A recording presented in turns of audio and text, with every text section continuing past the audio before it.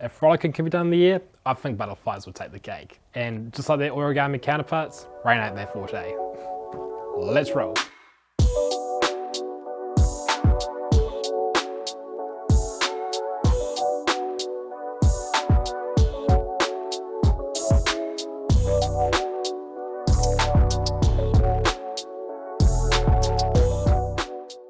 Alright, so the first step is going to be to divide into quarters one way. I like to fold it in half like this, and then fold it in half again.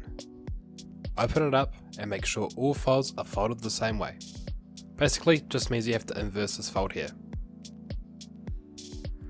Then spin 90 degrees, and repeat. 1, 2, inverse. Then we're going to divide down the two diagonals. That's 1 and 2.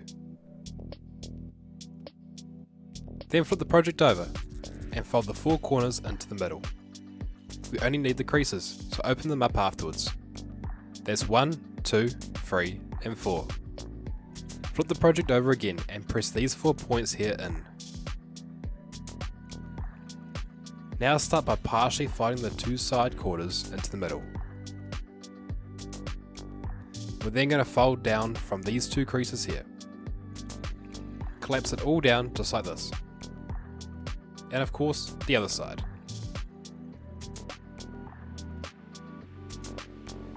We're then going to make a crease by folding this edge here into the middle, but only actually making the crease between the triangle. Watch and follow along.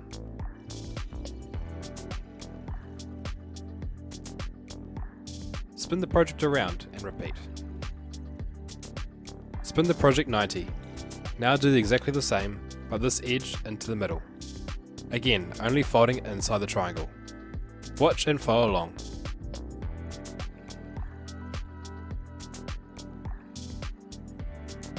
And spin the project around and repeat.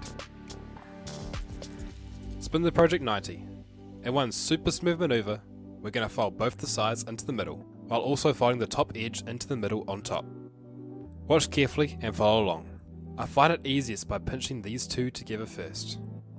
With your thumbs, push the sides in, or pulling the top edge down with your fingers.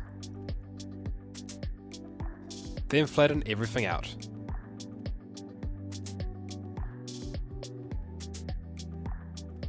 Spin the project around and repeat.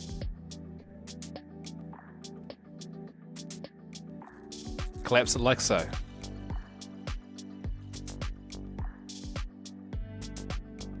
Now let's add some dimension to this bad boy. Flip the project over and fold it in half backwards. There should be two triangular bits out the sides, or at least the creases. You want to try and pull these out. You may just be able to pinch them out, but you may have to push them from the other side. Push them together like this. Now using thumb and fingers, we're going to scoop the wings out. You should end up with a cross in the middle. Try and press this cross together to solidify the shape. Turn the butterfly 90 so we're looking at it the right way up. The flatter parts will be towards the middle, and the folded parts will be the top and bottom. There will be a diagonal crease on each wing, so go ahead and inverse the fold. All we're going to do is work on the bottom wings. We're then going to fold this point into this point here. None of the following folds are critical, so accuracy doesn't really matter, but as always, the better it is, the better the result. Open it up and we're going to fold this edge into the crease. You may find it easier to flip the project over and do this fold from the back. And then repeat the same for the other side. We're now going to fold this corner back. Take the corner with thumb and finger and fold backwards like I'm doing here.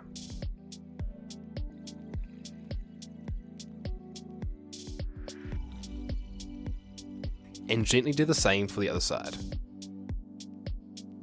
Now we're going to do the same sort of step for the bottom corner. Pinch it with thumb and finger like this and then fold it backwards into the crease below. And the other side.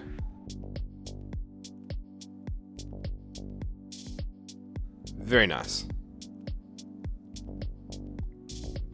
Now we're going to cup the bottoms of the wings. Just gently pinch the sides together and repeat the motion until you're happy with how they look. Now if you feel like getting value out of this video, remember to smash the like button. And if you want to see the channel grow, hit the subscribe. Remember to comment, made it, at the end, if you managed to follow along. It all helps the channel grow.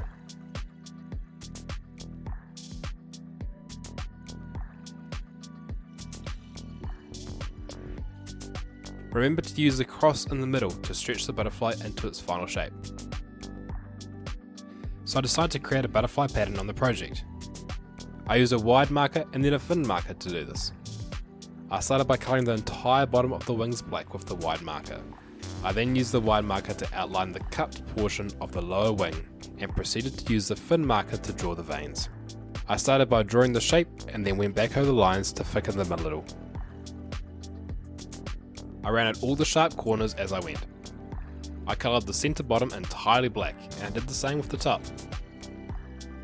I used a wide marker again to outline the upper wings, leaving a gap on the outside edges, again rounding the corners as I went. I then drew the dots on with the thin marker and filled in the outside. I specifically put far less veins on the top wings, again rounding the corners and going back over them to make them stand out. I tried to make the vein patterns relatively symmetrical. And there you go, ladies and gentlemen, an absolutely gorgeous butterfly, perfect for all your fluttering needs. And on that note, let's fly away into a montage.